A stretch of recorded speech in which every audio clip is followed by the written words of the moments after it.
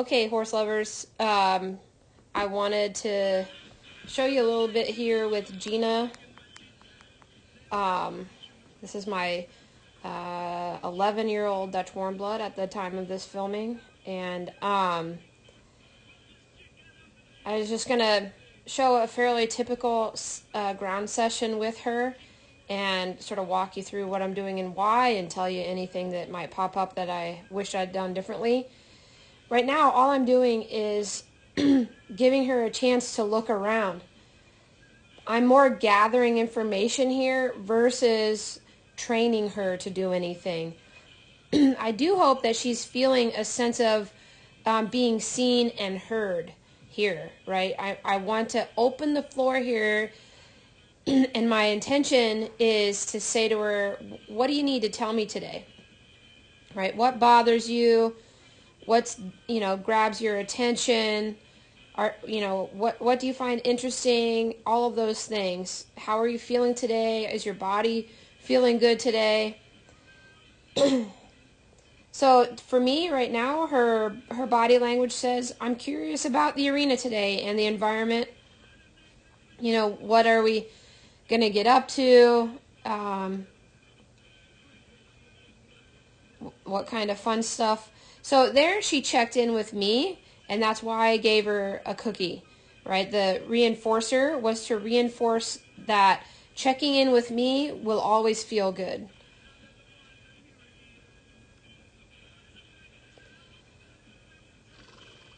Then she blows out, so that's a good sign. Glad to see that. She crossed the tarp, and then she checked in with me again. That obviously wasn't the first time that I'd sent her across that tarp, but what that does do for me is tell me that her nervous system is in a state of neutral, right? She's not stress aroused in any way, otherwise the tarp would have been more challenging.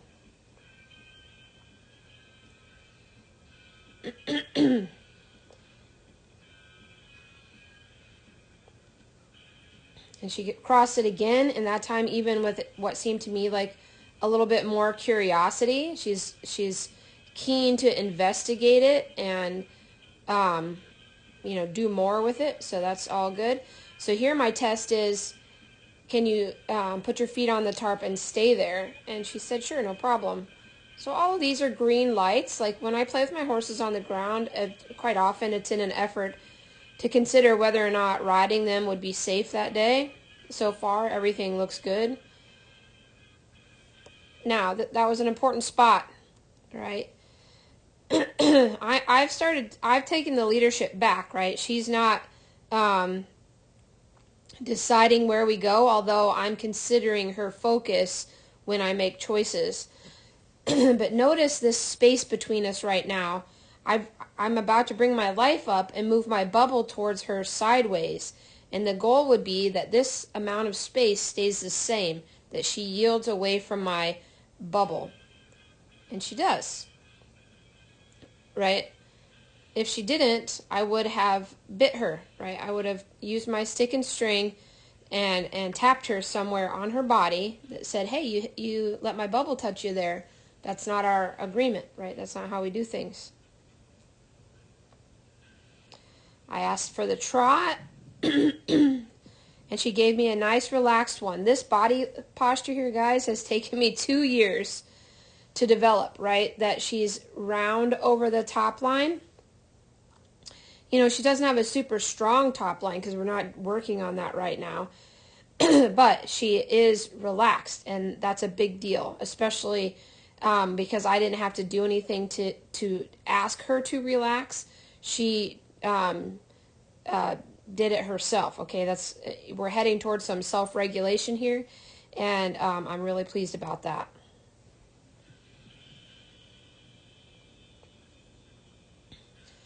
She broke to the walk, but this horse is crazy forward, so I really want to take my time when I transition her back into the trot.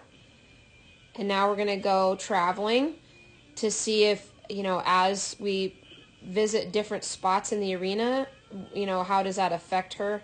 And I'm, reading her posture to decide that. Now I'm asking her for some downward transitions, which traditionally have been challenging for her. So she slowed down a couple of times, but she can't maintain the walk. But again, I don't want to ask for more than what she's capable of giving me at the moment. She did cross the tarp at a pretty great distance from me, and that's why I wanted to make that feel good to her. So you couldn't hear me, but I said, "Good girl, that's my bridge," and then gave her a treat and give her time to process now. These moments of process are just as important, and sometimes maybe even more important than anything that we do with our horse's feet in motion.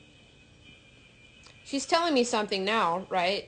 There's stuff off on that side of the arena that grabs her attention. And it doesn't even really matter what it is, although, if I could identify the source and she doesn't seem concerned, she seems interested.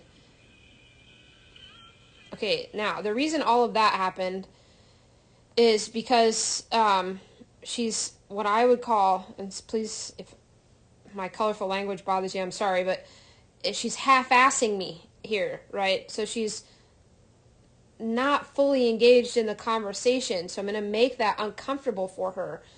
Connection to me is of the utmost importance, so that's why I add more pressure here. Like, don't half-ass me here, doll. Stay in it with me, and also she was going to get ahead of me and head over to the tarp there, because that's gotten her a treat in the past. And I like that she's thinking ahead. I just don't want her acting ahead. I offer her kisses on the nose to see how neutral the nervous system is.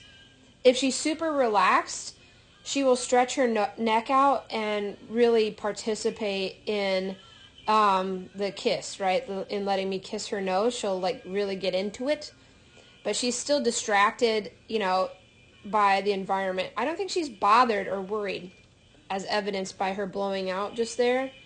I just think that she's curious about the things around her. And that's fine, that's great. And I want to give her opportunities to look around, but not at the expense of connection. She started to feel like she needed to move her feet a bit more, and so that's why I'm offering her this opportunity. And the more neutral I can be, like walking forward or standing still, the more I can check in on her self-confidence, right? How is she feeling in her own ability to, manage the situation? And it's a little tricky. It's a little tricky. She's building up a head of steam there. That's why I wiggled the rope, like, hey, don't let your feet get away from you there, kid. And then she relaxes because I slowed her down.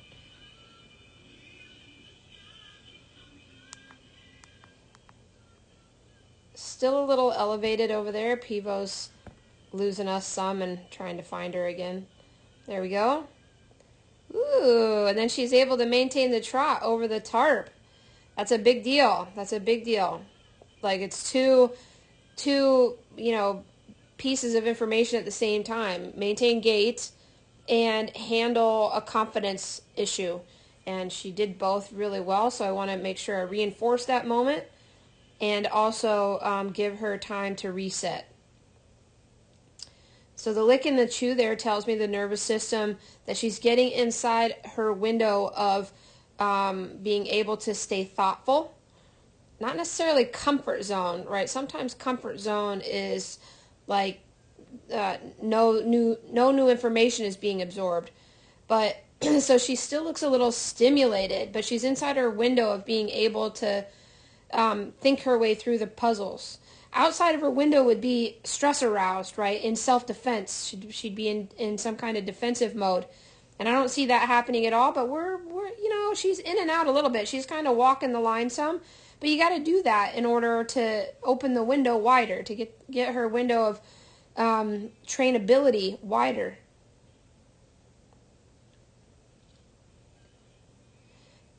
So she was anticipating me sending her there. So instead of sending her, I bring her back to me and do the give me a kiss behavior.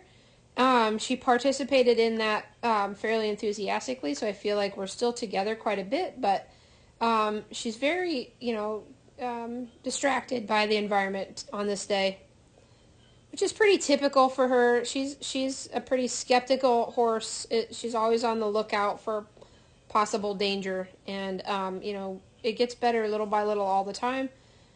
But all of that information is important to me. There, she's really interested in the kiss, so that makes me feel, more connected.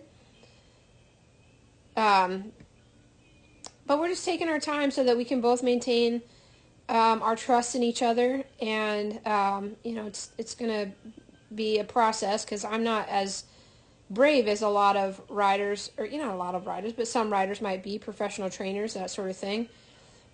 So before I'm going to ride her, I have to make sure that I can stay inside my window of trainability, right? And if I can't stay inside my window, then I have to teach her window to get wider. Now, what's really cool about that is she's behind my back there. She hunted out the tarp to go over it. Like she thought, well, this tarp's usually part of the conversation, so let me put some effort into going towards it. So I probably should have acknowledged that effort there, but she still looks good.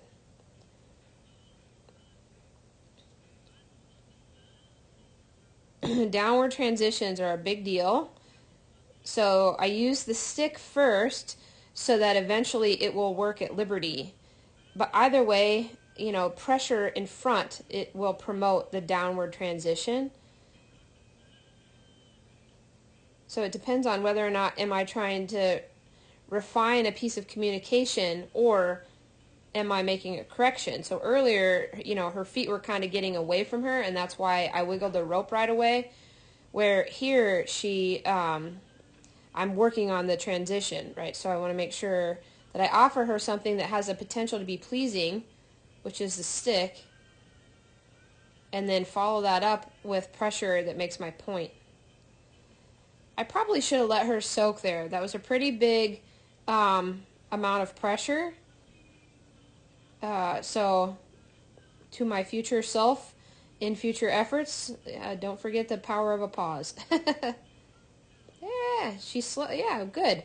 So I could get the walk there, and I didn't have to wiggle the rope.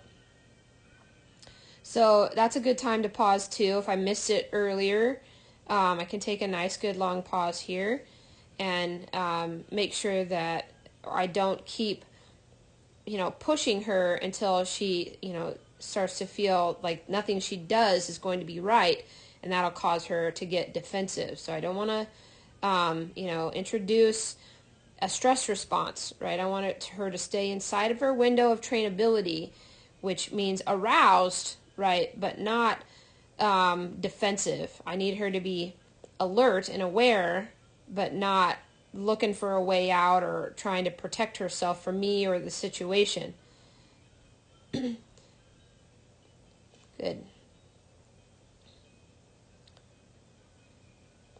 The backing her up to send her on a thoughtful circle there is an important piece of the puzzle for her. And teaching her to kind of park at the end of my rope there has been a challenge as well. As soon as her feet get in motion, she's all about keeping them in motion, where I'd like her to understand that there are moments that we're just going to pause. So here's where Pivo thinks that those barrels over there are my horse. There he catches it up again. Good job, Pivo. Nice. So this little effort here, I send her at the trot. That's a girl. And it initially, it starts out a bit tense, and then I don't do anything. I'm staying in neutral because I've spent a lot of time in the previous years shaping her to help her realize how good it feels to be relaxed. This effort was, can you find it yourself? If she hadn't found it after about 3 laps, I would have helped her. Then the next little bit here is approach and retreat with the idea of cantering. She has a lot of tension in the canter right now, and the goal is to help her realize that it's not that big of a deal. So I asked her to canter, and what I'm going to say here in a moment is just kidding, right? I'm not going to make a thing about cantering. Thanks for the transition. That's all I need right now. Rest and recovery, right? Reset the nervous system. So there you go, guys. That's a little walkthrough on a typical kind of ground skills warm-up day for Gina.